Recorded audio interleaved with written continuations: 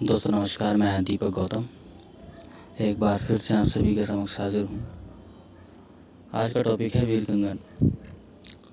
हालांकि मैं आप सभी को वीर कंगन बनाने की विधि नहीं बताने वाला हूँ, ना ही वीर कंगन कैसे सिद्ध होता है, कैसे वीर की सिद्धि होती है, नहीं ये बताने वाला हूँ। बल्कि जो लोग वीर कंगन लेना चाहते हैं उनके लिए मेरा वीडियो है या फिर ऑडियो है। ठीक है, मैंने अपने व्हाट्सएप ग्रुप में भी डाला था कि जो वीर कंगन लेना चाहता है ले सकता है, लेकिन काफ़ी लोगों ने डिटेल्स मांगी, डिटेल्स दी भी, लेकिन फिर भी वो चाहते हैं कि मैं ऑडियो दूं। ठीक है, तो उन लोगों के लिए ऑडियो है। ठीक है, तो वीर कंगन जो होता है ये 52 वीर युक्त होता है। ठीक है, और एक अष्ट धातु का होता है, एक पंच धातु का होता है।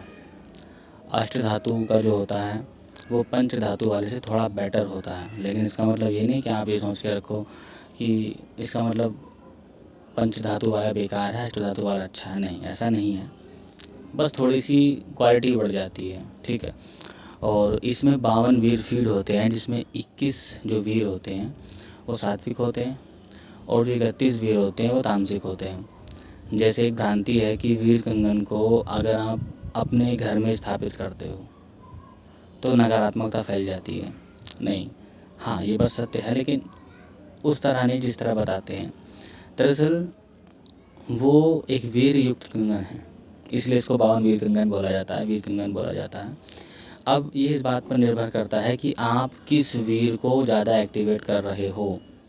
अगर आप उसमें किसी ऐसे वीर को ज़्यादा एक्टिवेट कर रहे हो जो तामसिक प्रवृत्ति का है, तो कहीं ना कहीं एक नकारात्मकता घर में भी आती है और साधक के जीवन में भी आती है। ये कोई बहुत बड़ी बात नहीं, सब जानते हैं। ठीक है, अगर आप किसी ऐसी शक्ति से काम लोगे जो उग्र टाइप की होती है, ठीक है, तो कहीं ना कहीं उसका प्रभाव पड़ता है। ठीक है, और प्रभाव दरअसल कुछ नहीं पड़ता है।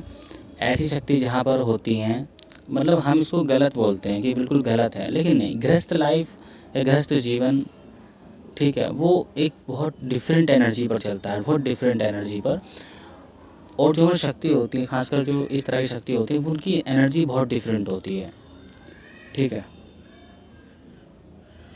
और डिफरेंट एनर्जी अगर आपस में टकराती हैं, अगर एक स्थान पर आती हैं, तो कहीं ना कहीं दोनों पर ही प्रभाव पड़ता है। अब मान लीजिए कोई व्यक्ति महाकाली की साधना करता है, महाकाली शमशान काली की साधना करता है, महाकाली के शमशान काली स्वरूप की साधना अगर वो घर में ही करने बैठ जाता है, तो भाई शमशान काली तो अपने आप में देवी है, अपने आप में एक शक्ति का एक पुंज है, जगत माता है। ठीक है, लेकिन जब आप उसके शमशान काली स्वरूप को पूजते हो, मानते हो, तो उनके जितने भी गण होते हैं, शमशानी गण जो होते हैं, वो आपके घर में आने लगते हैं। और ऐसा नहीं कि घर में आने के बाद आप में उपद्रव मचाएंगे, आपके बच्चों को मार देंगे, ये कर देंगे, वो कर, कुछ नहीं करेंगे, लेकिन उनकी एनर्जी शमशानी की एनर्जी होती है, जिससे गृहस्थ एनर्जी बिल्कुल डिफरेंट होती है, अपोजिट होती है एक तरह से। तो उस एनर्जी के घर में एंटर करने से कुछ छोटी मोटी चीज़ें शुरू हो जाती हैं, जैसे कि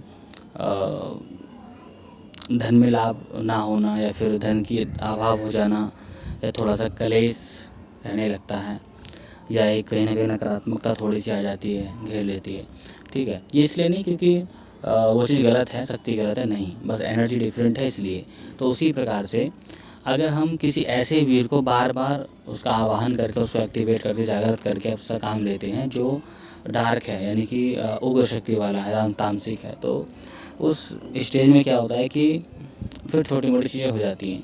लेकिन अगर आपको घर में उसकी स्थापना करनी है, तो आप ज़्यादा से ज़्यादा उसमें सात्विक वीरों का प्रयोग कीजिए, सात्विक वीरों का।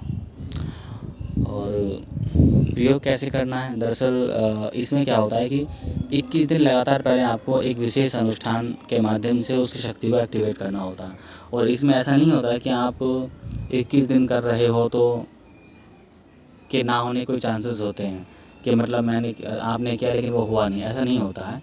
बस एक प्रोसेस होता है, साधक की शक्ति से वीर कंगन को जोड़ने का एक प्रोसेस होता है। उस प्रोसेस के बाद आप किसी भी वीर के मंत्र को पढ़ के, जो 52 वीर होते हैं उनका मंत्र आपको दिया जाएगा, उनकी जो भी प्रोसेस हो वो दिया जाएगा, आप उनके मंत्र को पढ़ के उस वीर को एक्टिवेट कर सकते हो और फिर उससे कोई भी कार्य ले सकते हो।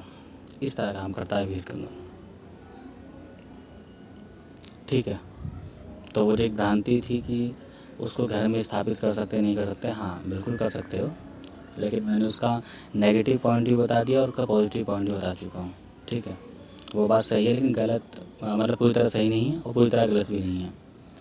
लेकिन अगर आप इसको, इस वीर कंगन को अगर आप किसी ऐसी जगह स्थापित करते हो जो ना आपका घर ना हो, ठीक है, चाहे भले वो कोई और कमरा हो, कोई और जगह हो, कोई और घर हो जहाँ आपकी फैमिली न रहती हो, वहाँ आप नकारात्मक जो उग्र वीर होते हैं उनका इस्तेमाल भी कर सकते हो, भरपूर इस्तेमाल कर सकते हो, सात्विक का भी कर सकते हो, तामसिक का भी कर सकते हो, ऐसा नहीं है। हालांकि घर में भी कर सकते हो, लेकिन वही है कि बहुत ज़्यादा जब हम किसी ऐसे वीर से काम लेने लग जाते हैं जो उग्र टाइप का है, जिसकी प्रवृत्ति तामसिक होती है, तब थोड़ी सी समस्या आने लगती है। सिर्फ एनर्जी के टकराने से, ऐसा नहीं कि वो कुछ करता है, नहीं, ऐसा नहीं है कि वो वीर आपके साथ बहुत बुरा करने लगेगा, नहीं, वीर आपके अधीन है, क्योंकि वो कंगन में फीड होता है। फिर वो मंत्र जो होता है, मंत्र के वश में होती है शक्ति, चाहे वो कोई भी हो, ठीक है। तो ये कार्य होगा। तो मेरे ख्याल से मैंने सारे जो प्रश्न थे उनके उत्तर दे दिए हैं। जो लोग वीर कंगन लेना चाहते हैं ले सकते हैं, जिनको डिटेल्स ऑडियो चाहिए थी वो मैं दे चुका हूँ। और अब रही अगले ग्रुप की बात, जो मैं ग्रुप बनाने वाला हूँ, जो है मंत्र एम्पावरमेंट, ठीक है। काफ़ी दिनों से मैं देख रहा था, मंत्रों का चयन कर रहा था, कुछ मंत्र चैनल कर रहा था, कुछ मंत्र चैनल करूँगा, क्योंकि मैं उस ग्रुप में जितनी भी साधनाएँ दूंगा, जितनी भी साधनाएँ होंगी वो सारी यूनिक होंगी, ठीक है। इसलिए थोड़ा टाइम लग गया।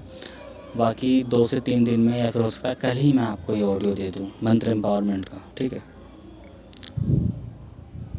तो वीर कंगन के विषय में जो भी बातें थी मैं बता चुका हूँ।